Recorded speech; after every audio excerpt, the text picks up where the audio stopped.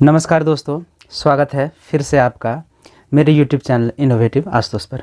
तो आज का वीडियो है कि जो पोलिंग ऑफिसर्स होते हैं उनकी ड्यूटीज़ क्या है, मतदान अधिकारियों के कार्य क्या हैं।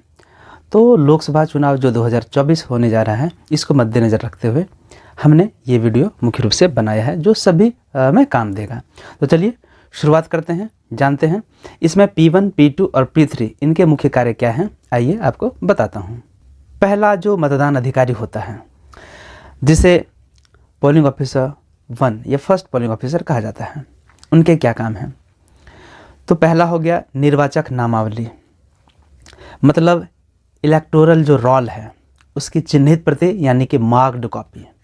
देखिए कई प्रतियां होती है, उसकी 3-4 प्रतियां होती हैं, उसमें से एक प्रति होगी जो मार्क्ड कॉपी चिन्हित प्रति होगी, उसमें रेड कलर से आपका मार्क्ड कॉपी लिखा ही होगा, उसी का जो है वो इंचार्ज होता है, प्रभारी होगा प्रथम मतदान अधिकारी।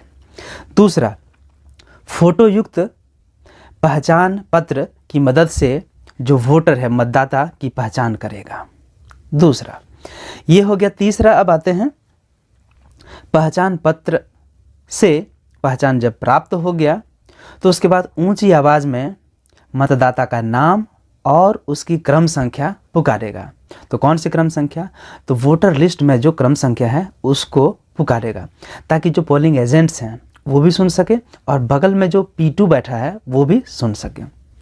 ठीक है, अब आते हैं चौथा नंबर, निर्वाचक नामावली। याद रखिए, जब भी निर्वाचक नामावली का जिक्र करते हैं तो मतलब हो गया कि वोटर लिस्ट, और वहाँ पे वोटर लिस्ट मार्क्ड कॉपी में P1 जो है वो अपना डिस्क्राइब जो भी है वो करता है।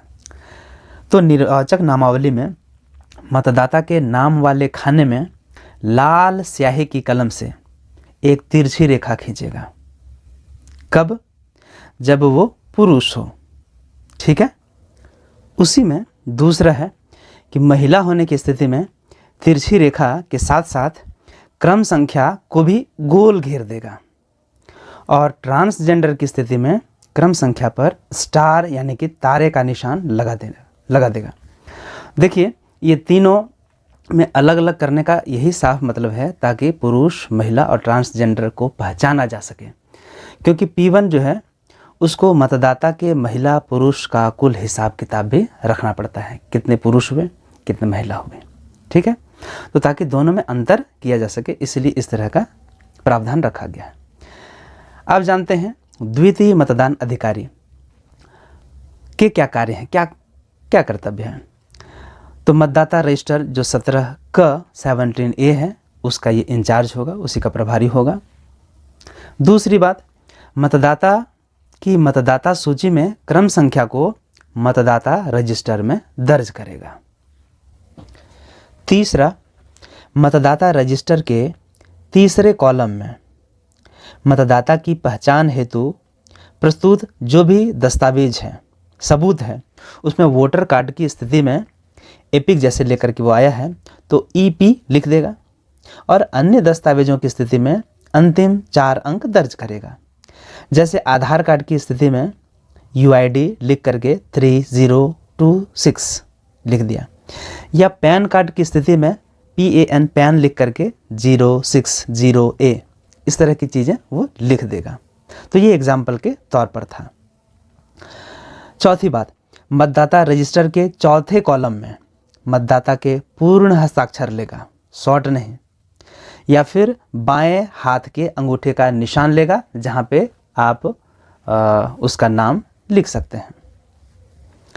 अब है पांचवा, वोटर स्लिप जारी करेगा, जिसको आप मतदाता पर्ची बोल सकते हैं।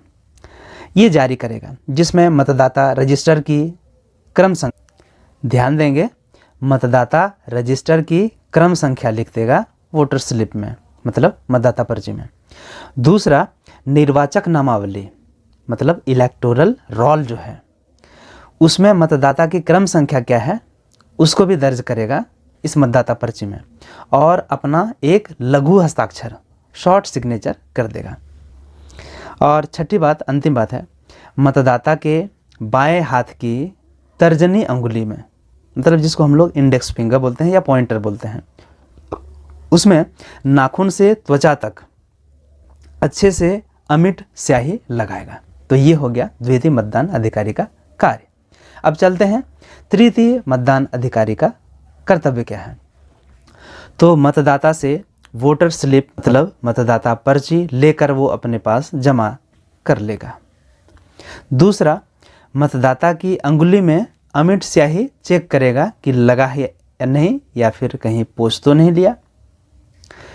तीसरा, कंट्रोल यूनिट में, ठीक है, बैलेट बटन दबाएगा और बैलेट जारी करेगा और मतदाता को वोटिंग कंपार्टमेंट में मतलब वोटिंग कक्ष या प्रकोष्ठ में जाकर मतदान करने को कहेगा। तो ये थे P1, P2, P3 के मुख्य कर्तव्य जो आप सभी को जानना चाहिए था। तो इस वीडियो में इतना ही, मिलते हैं फिर अगले वीडियो में फिर